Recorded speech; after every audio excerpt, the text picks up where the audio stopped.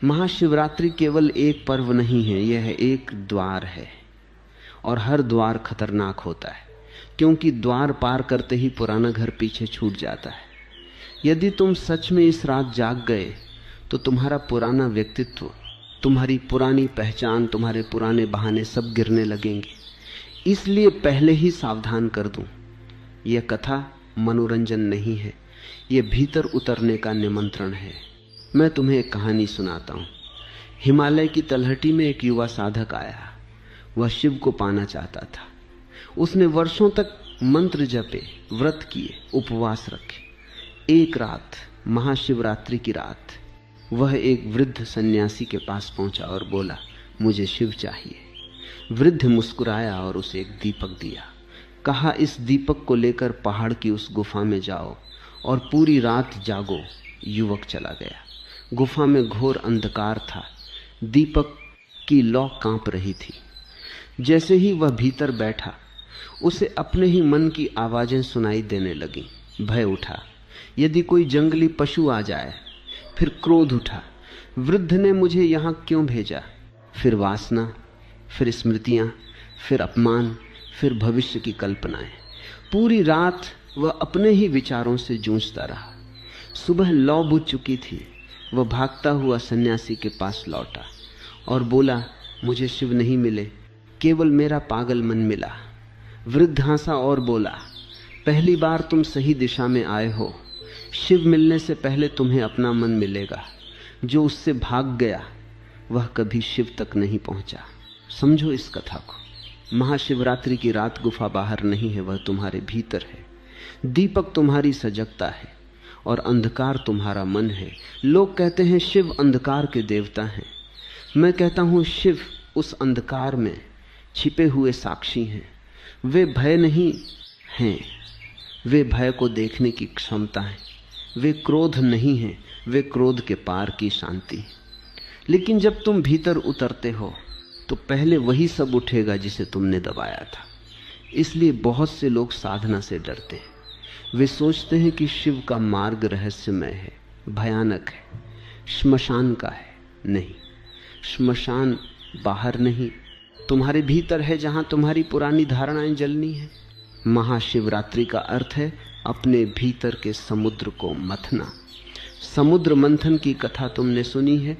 देव और असुर दोनों ने मिलकर मंथन किया। पहले विष निकला। लोग अमृत चाहते थे, लेकिन विष पहले आया। यही जीवन का नियम है। जब तुम भीतर उतरोगे तो पहले विष ही ऊपर आएगा, क्रोध, ईर्ष्या, वासना, भय। और यदि तुम डर गए तो यात्रा वहीं समाप्त। शिव का प्रतीक क्या है? उन्होंने विष को धारण किया। इसका अर्थ यह नहीं कि वे पीड़ा के प्रेमी थे, इसका अर्थ है कि वे सजग थे। उन्होंने विष को बाहर नहीं फैलाया।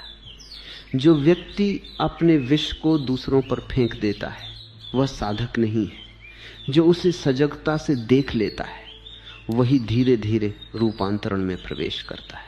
मैंने अपने जीवन में अनेक लोगों को देखा है। वे कहते हैं हमें शांति चाहिए, लेकिन वे अपनी बेचैनी को छोड़ना नहीं चाहते। वे कहते हैं हमें शिव चाहिए, लेकिन वे अपने अहंकार को पकड़े रहते हैं। ये वैसा ही है जैसे कोई व्यक्ति दोनों हाथों में पत्थर पकड़े नदी पार करना चाहे। महाशिवरात्रि का वास्तविक व्रत भोजन छोड़ना नहीं है, ये अपने अहंकार को छोड़ने का साहस है। और अहंकार बहुत सूक्ष्म है, वह साधना में भी प्रवेश कर जाता है। वह कहता है मैं बड़ा साधक हूँ, मैं दूसरों से अधिक उपवास करता हूँ, मैं अधिक जप करता हूँ, और उसी क्षण साधना व्यापार बन जाती है। मैं तुम्हें एक और घटना बताता हूँ। एक बार एक वृद्ध साधु से किसी ने पूछा, आपने कितने वर्षों तक तप किया? साधु ने कहा, जब तक मैं गिनता रहा तब तक तप नहीं था। जिस दिन गिनना बंद हुआ उसी दिन तप शुरू हुआ। महाशिवरात्रि तुम्हें गिनती से मुक्त करने का अवसर है। कितने मंत्र, कितने उपवास, कितने घंटे, यह सब गणित है। शिव गणित से परे हैं, वे शून्य हैं। और शून्य में पहुंचने के लिए तुम्हें स्वयं को खाली करना होगा। इस रात जागरण का अर्थ है अपनी ही चेतना के द्वार पर खड़े हो जाना। कोई मांग मत रखो, केवल देखो। जैसे पर्वत नदियों को बहते हुए देखते हैं, वैसे ही अपने विचारों को बहते हुए देखो। धीरे धीरे तुम पाओगे कि एक साक्षी है जो न क्रोध है, न भय है, न वासना है। वही साक्षी शिव है। शिव बाहर मंदिर में नहीं बैठे, वे तुम्हारे भीतर साक्षी बनकर प्रतीक्षा कर रहे हैं। लेकिन याद रखना, यह यात्रा रोमांचक भी है और भयानक भी, क्योंकि इसमें तुम्हारा पुराना व्यक्तित्व टूटेगा। जो टूटने को तैयार नहीं, वह इस द्वार से न गुजरे। इसलिए मैं फिर कहता हूं, सावधान होकर सुनो। यदि इस महाशिवरात्रि तुमने एक क्षण भी अपने भीतर के साक्षी को छू लिया, तो तुम पहले जैसे नहीं रहोगे। तुम्हारी दृष्टि बदलने लगेगी, तुम्हारे संबंध बदलने लगेंगे, तुम्हारे कर्म बदलने लगेंगे। और जब कर्म बदलते हैं तो भाग्य अपने आप बदल जाता है। लेकिन यह सब किसी चमत्कार से नहीं होगा, यह होगा मौन से, सजगता से, भीतर की गुफा में अकेले बैठने के साहस से।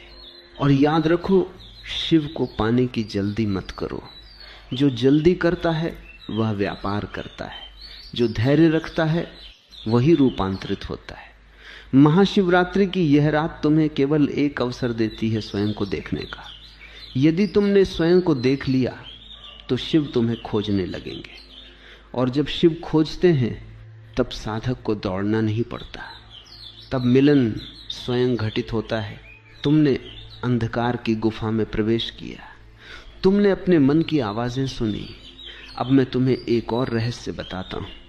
लोग शिव से डरते क्यों हैं? क्योंकि वे उन्हें संहारक कहते हैं। वे कहते हैं शिव विनाश के देवता हैं, और मनुष्य विनाश से भयभीत होता है। वह निर्माण चाहता है, सुरक्षा चाहता है, स्थिरता चाहता है। लेकिन मैं तुमसे कहता हूं, जो विनाश से डरता है वह कभी नए जन्म का स्वाद नहीं जान सकता। शिव विनाशक नहीं है, वे झूठ के विनाशक हैं। वे उस मैं को तोड़ते हैं जिसे तुमने वर्षों से जोड़ रखा है, और यह टूटना ही मुक्ति का आरंभ है। मैं तुम्हें एक कथा सुनाता हूं। एक प्राचीन नगर में एक मूर्तिकार रहता था। वह पत्थरों से अद्भुत मूर्तियां बनाता था। एक दिन उसके पास एक विशाल पत्थर लाया गया। लोग बोले, इससे शिव की मूर्ति बनाओ। मूर्तिकार कई दिनों तक उस पत्थर को देखता रहा। कोई समझ नहीं पाया कि वह काम क्यों नहीं शुरू कर रहा। फिर एक सुबह उसने छेनी उठाई और प्रहार करना शुरू किया। दिन रात वह पत्थर को तोड़ता रहा। राहगीर बोले, तुम पत्थर को नष्ट कर रहे हो। वह मुस्कुराया और बोला, मैं पत्थर को नष्ट नहीं कर रहा, मैं शिव को मुक्त कर रहा हूं। शिव पहले से ही इसमें छिपे हैं। महीनों बाद जब मूर्ति प्रकट हुई, लोगों ने प्रणाम किया। मूर्तिकार बोला, मैंने कुछ बनाया नहीं, जो अनावश्यक था उसे हटा दिया। समझो इस कथा को, शिव तुम्हारे भीतर पहले से ही है। साधना कुछ जोड़ना नहीं है, साधना वह सब हटाना है जो अनावश्यक है। तुम्हारी धारणाएं, तुम्हारी असुरक्षाएं, तुम्हारे भय, तुम्हारी कृत्रिम पहचानें, ये सब पत्थर हैं। और जब जीवन तुम्हें चोट पहुंचाता है, जब परिस्थितियां तुम्हें तोड़ती हैं, तुम रोते हो, कहते हो मेरे साथ अन्याय हुआ। मैं कहता हूं, शायद अस्तित्व तुम्हारे भीतर छिपे शिव को मुक्त कर रहा है, लेकिन तुम पत्थर से प्रेम करते हो, मूर्ति से नहीं। इसलिए हर चोट तुम्हें शत्रु लगती है। महाशिवरात्रि का अर्थ है स्वेच्छा से उस छेनी को स्वीकार करना। जीवन तो एक दिन तुम्हें तोड़ेगा ही, मृत्यु सब कुछ छीन लेगी ही, लेकिन साधक वह है जो मृत्यु की प्रतीक्षा नहीं करता। वह स्वयं अपने भीतर के झूठ को देखता है और उसे गिरने देता है। यही कारण है कि शिव को श्मशान का देवता कहा गया। श्मशान भय का प्रतीक नहीं है, वह अंतिम सत्य का प्रतीक है। वहां सब समान हो जाते हैं। वहां न राजा बचता है न भिखारी। वहां अहंकार की कोई कीमत नहीं। शिव श्मशान में इसलिए विराजते हैं क्योंकि वे उस स्थान पर सहज हैं जहां सब समाप्त हो जाता है, और जो समाप्ति में सहज है वही अनंत को जान सकता है। तुम समाप्ति से डरते हो, तुम परिवर्तन से डरते हो, तुम चाहते हो कि तुम्हारी धारणाएं सुरक्षित रहें, लेकिन देखो जीवन निरंतर बदल रहा है। मृत्युएं बदलती हैं, शरीर बदलता है, संबंध बदलते हैं। केवल तुम्हारा मन अतीत को पकड़े बैठा है। वो कहता है मैं ऐसा हूं, मैं वैसा हूं। और शिव का तांडव क्या है? वह इसी जड़ता को तोड़ने का प्रतीक है। तांडव क्रोध नहीं है, वह अस्तित्व की लय है, जन्म और मृत्यु की लय, निर्माण और विनाश की लय। यदि विनाश न हो तो नया कैसे जन्मे? मैंने लोगों को देखा है जो साधना करते हैं पर भीतर से नहीं बदलते। वे मंत्र दोहराते हैं पर उनके व्यवहार में वही कटुता रहती है। वे उपवास रखते हैं पर भीतर लोभ बना रहता है। यह साधना नहीं है, यह सजावट है। शिव सजावट से प्रसन्न नहीं होते, वे प्रामाणिकता से प्रसन्न होते। यदि तुम क्रोधित हो तो पहले उसे स्वीकारो। यदि तुम ईर्ष्यालु हो तो उसे देखो। स्वीकार करना ही पहला प्रहार है उस पत्थर पर। और जब तुम ईमानदारी से स्वयं को देखने लगते हो तब धीरे धीरे पत्थर टूटने लगता है। महाशिवरात्रि की रात मैं तुम्हें कहता हूं, कुछ तोड़ो, बाहर नहीं भीतर। कोई एक झूठ पहचानो जिसे तुम वर्षों से ढो रहे हो। शायद तुम दूसरों को दोष देते रहे हो, शायद तुम स्वयं को पीड़ित मानते रहे हो, शायद तुमने अपने क्रोध को उचित ठहराया है। आज उसे देखो, बिना तर्क दिए, बिना बचाव किए, केवल देखो। यही ध्यान है, यही छेनी है। और जैसे जैसे तुम देखते जाओगे वैसे वैसे अनावश्यक गिरता जाएगा। और याद रखो, ये प्रक्रिया सुखद नहीं होती। पत्थर टूटता है तो आवाज होती है, अहंकार टूटता है तो पीड़ा होती है। इसलिए बहुत लोग आधे रास्ते से लौट जाते हैं। वे कहते हैं यह मार्ग कठिन है। मैं कहता हूं कठिन नहीं, सच्चा है। और सत्य हमेशा असुविधाजनक होता है क्योंकि वह तुम्हारे भ्रमों को तोड़ता है। लेकिन जो इस असुविधा को स्वीकार कर लेता है वही धीरे धीरे हल्का होने लगता है। जैसे पत्थर से मूर्ति प्रकट हुई वैसे ही तुम्हारे भीतर से भी शुद्ध चेतना प्रकट होगी। शिव का विनाश करुणामय है। वे तुम्हें चोट पहुंचाने नहीं आते, वे तुम्हें मुक्त करने आते हैं। लेकिन मुक्ति का अर्थ है जो तुम नहीं हो उसका अंत। और तुमने जो कुछ भी अपने बारे में मान लिया है वह अधिकांशतः उधार है, समाज से, परिवार से, परंपरा से। शिव उधार की पहचाने छीन लेते हैं। वे तुम्हें नग्न सत्य में खड़ा कर देते हैं। और नग्नता से मनुष्य डरता है, इसलिए लोग शिव से डरते हैं। महाशिवरात्रि की इस यात्रा में अब तुम दूसरे द्वार पर हो। पहले तुमने अंधकार देखा, अब तुम्हें विनाश को समझना है। यदि तुमने साहस किया और अपने भीतर के पत्थरों को गिरने दिया तो धीरे धीरे तुम्हें अनुभव होगा कि भीतर एक मौन है जो अछूता है। वह न टूटता है न बनता है, वही शाश्वत है, वही शिव है। लेकिन अभी यात्रा पूरी नहीं हुई। अभी तुम्हें यह समझना है कि जब पत्थर टूट जाता है, जब झूठ गिर जाता है, तब जीवन कैसे जिया जाए। क्योंकि केवल तोड़ना पर्याप्त नहीं, शून्य में जीना सीखना पड़ता है। और यही तीसरा चरण है जहां साधना कर्म बनती है और ध्यान जीवन में उतरता है। अब तक तुमने अंधकार को देखा, तुमने विनाश को समझा। लेकिन यदि साधना केवल भीतर की अनुभूति बनकर रह जाए और तुम्हारे जीवन को न छुए तो वह अधूरी है। बहुत लोग ध्यान में शांति अनुभव करते हैं, लेकिन जैसे ही वे लोगों के बीच लौटते हैं उनका क्रोध, उनका अहंकार, उनका भय फिर प्रकट हो जाता है। इसका अर्थ है कि ध्यान अभी जीवन में उतरा नहीं। शिव केवल गुफा की निस्तब्धता नहीं है, शिव जीवन के मध्य में भी जागरूकता है। यदि तुम्हारा ध्यान बाजार में, परिवार में, संबंधों में जीवित नहीं रहता तो वह अभी नाजुक है। और महाशिवरात्रि का वास्तविक अर्थ है उस निस्तब्धता को अपने कर्मों में उतार देना। मैं तुम्हें एक घटना सुनाता हूँ। एक बार एक व्यक्ति मेरे पास आया। उसने कहा, मैंने वर्षों ध्यान किया है पर मुझे क्रोध बहुत आता है, क्या करूं? मैंने उससे पूछा, जब तुम्हें क्रोध आता है तब क्या तुम जानते हो कि तुम्हें क्रोध आ रहा है? वह बोला, नहीं, बाद में पता चलता है। मैंने कहा, तो तुम्हारा ध्यान अभी जागरूकता नहीं बना, वह केवल एक अनुभव है। शिव की साधना अनुभव नहीं, जागरूकता है। अनुभव आता है और चला जाता है, जागरूकता रहती है।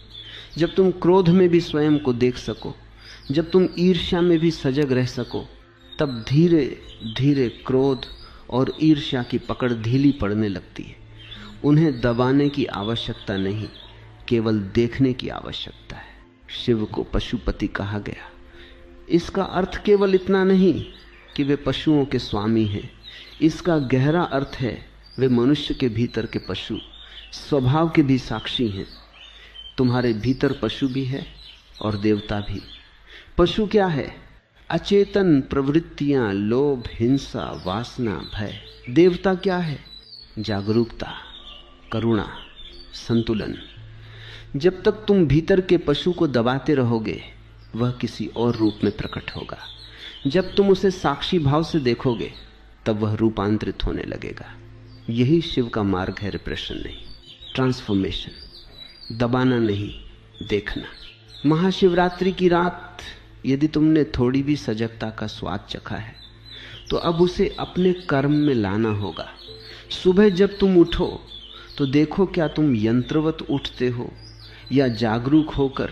जब तुम किसी से बोलो तो देखो, क्या तुम्हारे शब्द प्रतिक्रिया हैं या समझ से जन्मे हैं? साधना का अर्थ है हर क्षण स्वयं को देखते रहना। यह कठिन प्रतीत होगा क्योंकि हम वर्षों से अचेतन जीते आए हैं, लेकिन धीरे धीरे यह स्वभाव बन जाता है। जैसे नदी का प्रवाह सहज होता है, वैसे ही जागरूकता भी सहज हो सकती है। मैंने अनेक लोगों को देखा है जो साधना को कर्मकांड बना लेते हैं। वे मंदिर जाते हैं, दीप जलाते हैं, लेकिन घर लौटकर वही कठोरता, वही स्वार्थ। ये दो जीवन जीना है। शिव का मार्ग एक है, भीतर और बाहर में कोई भेद नहीं। यदि तुम ध्यान में शांत हो और व्यवहार में अशांत, तो ध्यान अभी गहरा नहीं हुआ। जब ध्यान गहरा होता है तो वह तुम्हारे चलने, बोलने, खाने, काम करने, हर क्रिया में झलकता है।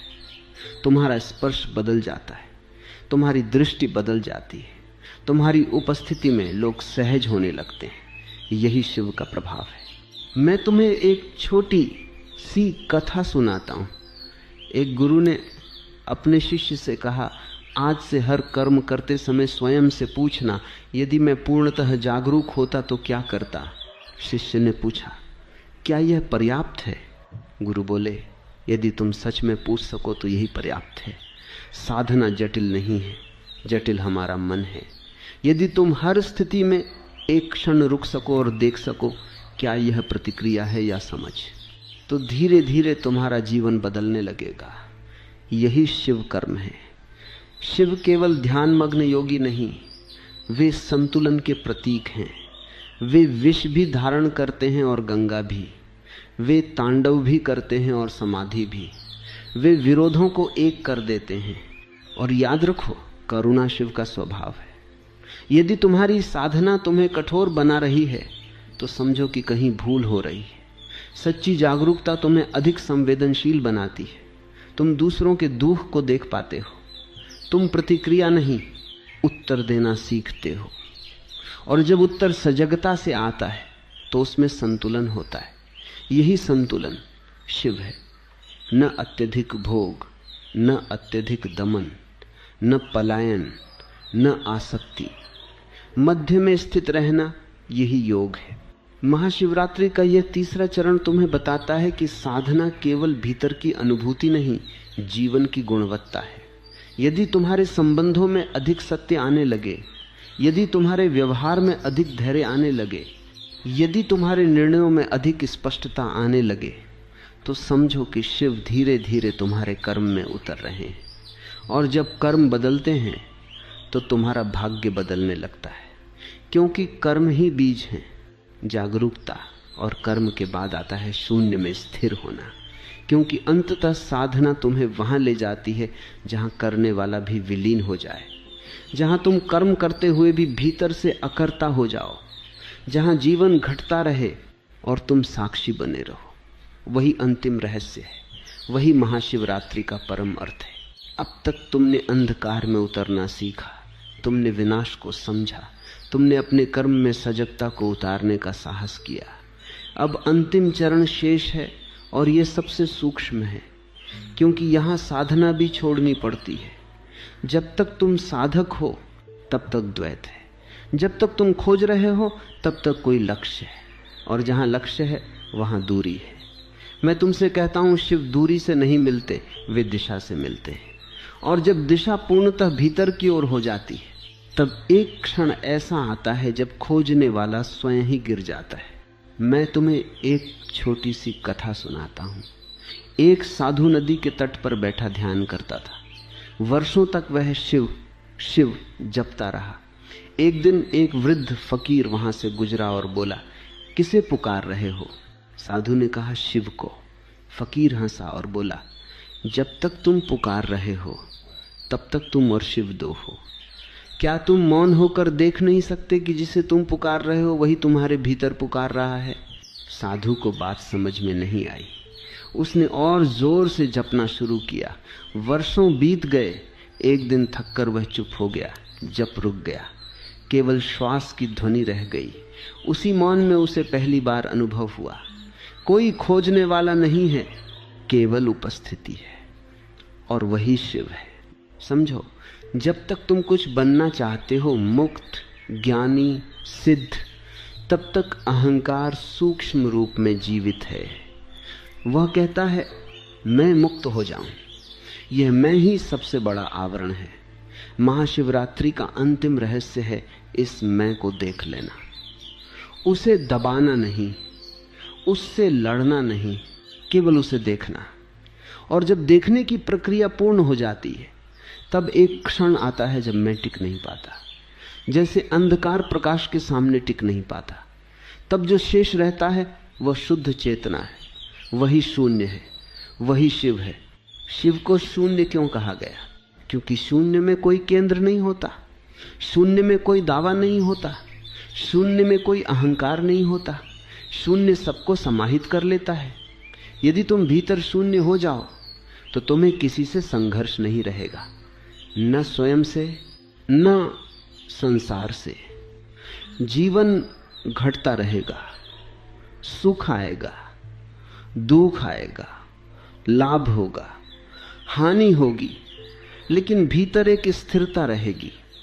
जैसे आकाश में बादल आते हैं और चले जाते हैं, वैसे ही अनुभव आते जाते रहेंगे। आकाश प्रभावित नहीं होता, वही शिव का प्रतीक है। महाशिवरात्रि की रात जागरण का अर्थ यही है, इस शून्य को छू लेना। लोग पूरी रात जागते हैं पर भीतर सोए रहते हैं। मैं कहता हूं, एक क्षण का सच्चा जागरण पूरी रात की जागरण से अधिक मूल्यवान है। यदि एक क्षण के लिए भी तुमने अनुभव किया कि तुम शरीर नहीं हो, विचार नहीं हो, भावनाएं नहीं हो, केवल साक्षी हो, तो वही महाशिवरात्रि है। क्योंकि उसी क्षण खोज समाप्त हो जाती है, और जहां खोज समाप्त होती है वहीं मिलन घटित होता है। लेकिन सावधान रहना, मन बहुत चालाक है, वह इस अनुभव को भी पकड़ लेना चाहता है। वह कहेगा मैंने अनुभव किया, और जैसे ही वह कहता है मैंने, वही पुराना मैं लौट आता है। इसलिए अंतिम चरण में स्मृति भी छोड़नी पड़ती है। जो घटा उसे भी पकड़े मत रहो, उसे बहने दो। जैसे नदी सागर में मिलकर अपनी धारा भूल जाती है, वैसे ही साधक को अपने अनुभव की धारा भी भूलनी पड़ती है, तभी पूर्ण विलय होता है। और तब जीवन कैसा होता है? साधारण, अत्यंत साधारण। कोई विशेष आभूषण नहीं, कोई दावा नहीं, कोई घोषणा नहीं। भीतर मौन, बाहर सहजता। जो कार्य सामने आए उसे पूरी जागरूकता से कर देना। जो संबंध सामने आए उसमें पूर्ण उपस्थिति से होना। कोई महत्वाकांक्षा नहीं कि लोग कहें यह व्यक्ति महान है, क्योंकि महानता की आवश्यकता केवल अहंकार को होती है, शून्य को किसी प्रमाण की आवश्यकता नहीं। मैं तुम्हें अंतिम बात कहूं, महाशिवरात्रि एक रात नहीं है, यह एक अवस्था है। जब भी तुम सजग हो जाते हो, जब भी तुम अपने मैं को गिरते हुए देखते हो, जब भी तुम शून्य में विश्राम करते हो वही महाशिवरात्रि है। उस क्षण न कोई साधक है, न साधना, न शिव को पाने की इच्छा, केवल मौन है। और उसी मौन में एक गहन आनंद है, कारण रहित, वस्तु रहित, निराकार। यदि इस यात्रा में तुम यहां तक पहुंचे हो तो अब तुम्हें कुछ करने की आवश्यकता नहीं, केवल होने की आवश्यकता है। होने की कला सीख लो, क्योंकि अंततः जीवन करना नहीं, होना है। और जो होना सीख गया वह जान गया। जिसने जान लिया उसके लिए कोई प्रश्न शेष नहीं रहता। अब मैं मौन हो जाता हूं, क्योंकि जो कहना था वह कह दिया। आगे जो है वह तुम्हारे अनुभव में घटेगा। यदि तुम इस महाशिवरात्रि सच में जाग गए तो तुम्हें किसी प्रमाण की आवश्यकता नहीं होगी। तुम्हारा जीवन स्वयं प्रमाण बन जाएगा। और याद रखो, शिव को पाने की आवश्यकता नहीं है, केवल इतना पर्याप्त है कि तुम स्वयं को खो दो। जहां तुम खोते हो वही शिव प्रकट होते हैं। वही अंतिम सत्य है, वही पूर्णिमा है, वही मौन है, वही शिव है।